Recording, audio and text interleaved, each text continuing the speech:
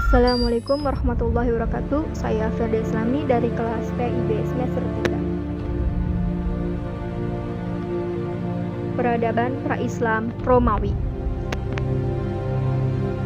Keadaan negara ini menjelang datangnya Islam amat buruk. Sistem politiknya berdasarkan pemujaan terhadap bangsa dan tanah air Romawi. Mereka memandang bangsa lain sebagai budak yang harus melayani mereka. Di Mesir dan Syam, Romawi tak pernah berpikir untuk meningkatkan kesejahteraan rakyat, tapi hanya mengeruk keuntungan yang sebesar-besarnya.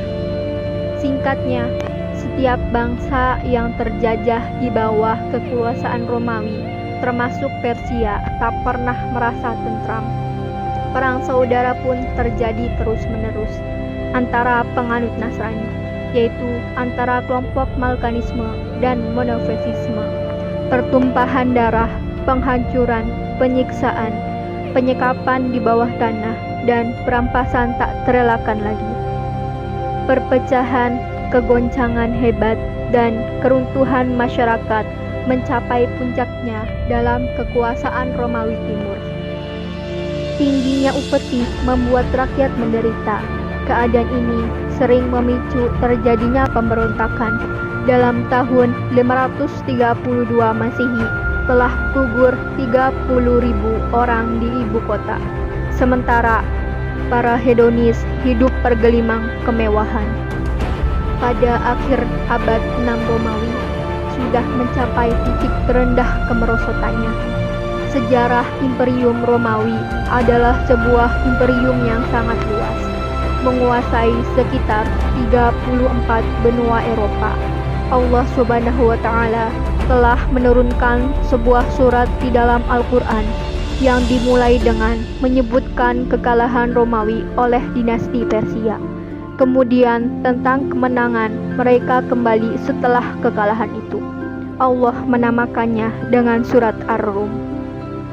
Imperium yang sangat besar ini terbagi menjadi dua bagian. Bagian utama kerajaan Romawi Barat dengan ibu kota Roma, dan saat itu telah jatuh kerajaan Romawi Timur dengan ibu kota Konstantinopel. Kerajaan inilah yang membawa bendera agama Nasrani. Pada saat itu rajanya adalah Kaisar Heraklius. Kondisi yang terjadi dalam peradaban pra-Islam Romawi. Perbedaan teologi antara sekte-sekte agama Nasrani telah mencabik-cabik keutuhan kerajaan besar ini. Pertikaian yang terjadi di antara mereka demikian besar. Perbedaan antara madhab ortodoks dan gereja timur, serta perbedaan antara madhab Katolik dan gereja barat sangatlah tajam, sehingga menimbulkan peperangan dahsyat yang menyebabkan tewasnya puluhan ribu manusia. Bahkan di dalam negara Romawi Ortodok Timur saja berkobar pertikaian yang sangat mendalam. Ada sekte Al-Mukaniyah. Mereka adalah pengikut madhab kerajaan yang meyakini dualitas hakikat Isa Al-Masih, bahwa Isa memiliki dua hakikat, hakikat manusia dan hakikat ketuhanan. Sekte ini berhadapan dengan sekte Al-Manufisiyah. Mereka adalah penduduk Mesir dan Ethiopia yang meyakini hakikat ketuhanan yang tunggal pada diri Al-Masih. Sekte Al-Mulkaniyah melakukan penyiksaan terhadap sekte lawannya dengan cara yang sangat tajam, yaitu dengan membakar atau menggelamkan mereka hidup-hidup. Padahal mereka masih dalam satu aliran, yaitu aliran Kristen Ortodok. Pertikaian etologi ini terus berlangsung bahkan hingga zaman sekarang. Setiap sekte memiliki perbedaan dalam beberapa juz tertentu pada kitab suci mereka. Sebagaimana setiap sekte memiliki gereja sendiri-sendiri yang tidak mengizinkan anggota sekte lain melakukan ritual peribadatannya di dalamnya. Oleh karena itu, penaklukan Islam terhadap Mesir merupakan penyelamatan terhadap bangsa Qibti Mesir dari penindasan dan penyiksaan kerajaan Romawi terhadap mereka. Kaum muslimin menyelamatkan mereka dari penindasan itu dan membiarkan mereka yang masih mau tetap memeluk agama mereka. Paus di Italia disembah oleh rakyatnya. Mereka sujud kepadanya dan mencium kakinya sampai sang paus mengizinkan mereka untuk berdiri. Sebagaimana dikisahkan dalam kitab Al-Masalik Mamalik karya Al-Bakri, semoga Allah merahmatinya. Itulah kisah peradaban pra-Islam Romawi.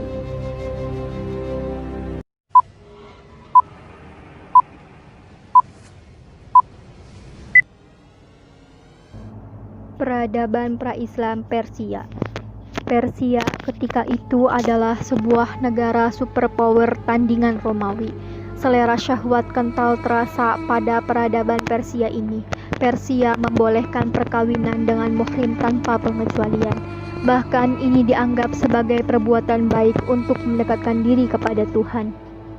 Pada abad ketiga, terdapat aliran Maniisme yang menentang merajalelanya nafsu syahwat dengan membujang. Aliran ini ditentang oleh ajaran Mazdak pada tahun 487 Masehi, yang kemudian menjadi aliran mayoritas. Mazdak mengajarkan bahwa manusia lahir dan hidup dalam keadaan sama. Kekayaan dan wanita harus dipersamakan dan dikolektifkan. Aliran ini membolehkan menggauli semua wanita dan mengambil harta milik orang lain, seperti manusia bebas memanfaatkan air dan padang penggembalaan. Masyarakat Persia ditegakkan atas dasar perbedaan keturunan dan profesi. Sistem politiknya ditegakkan atas dasar pemujaan terhadap dinasti tertentu. Raja-raja mereka yang bergelar Kisra menganggap bahwa dalam diri mereka mengalir darah Tuhan, sehingga masyarakat memandang bahwa raja adalah Tuhan. Sistem politik dan ekonomi di Persia tak pernah stabil. Setiap kerugian perang dibebankan kepada rakyat. Pemungutan pajak tinggi, sementara orang-orang istana terus berfoya-foya. Peraturan-peraturan dibuat untuk menyedot kekayaan rakyat, termasuk kaum tani, pedagang kecil, dan pengrajin. Mereka beragama Majusi, tapi mereka tetap berlaku hedon, tak beda dengan kaum musyrik. Mereka pun menghalalkan segala cara demi kepuasan nafsunya. Kondisi yang terjadi pada peradaban pra-Islam di Persia telah memperkenalkan tiga agama utama, yaitu Zoroastrianisme, Manikeanisme, dan Bahá'í. Agama-agama lain termasuk Mazdak dan Manikeanisme, yang keduanya secara tidak langsung memengaruhi agama Kristen. Keduanya berakar dari agama Zoroastrianisme. Sekarang, banyak cendekiawan memperdebatkan tentang agama yang mana terlebih dahulu, Zoroastrianisme atau Yahudi, tetapi mereka telah bersetuju bahwa Zoroastrianisme datang lebih dahulu. Diambil dari doktrin tentang malaikat, demonologi, dan doktrin mengenai kiamat dan bencana alam. Sekarang, mayoritas orang Persia beragama Islam, yaitu aliran Syiah, dan juga terdapat kelompok minoritas beragama Islam aliran Sunnah wal Jamaah.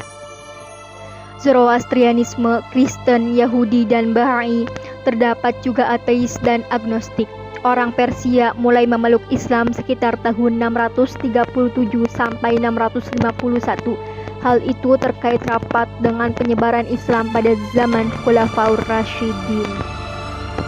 Setelah pemulihan Islam, orang-orang Persia mulai membentuk gambaran Islam Persia, di mana mereka melestarikan gambaran sebagai orang Persia, tetapi pada masa yang sama juga sebagai Muslim. Itulah kisah peradaban pra-Islam di Persia. Kurang lebihnya saya mohon maaf. Wabillahi taufiq wal hidayah. Wassalamualaikum warahmatullahi wabarakatuh.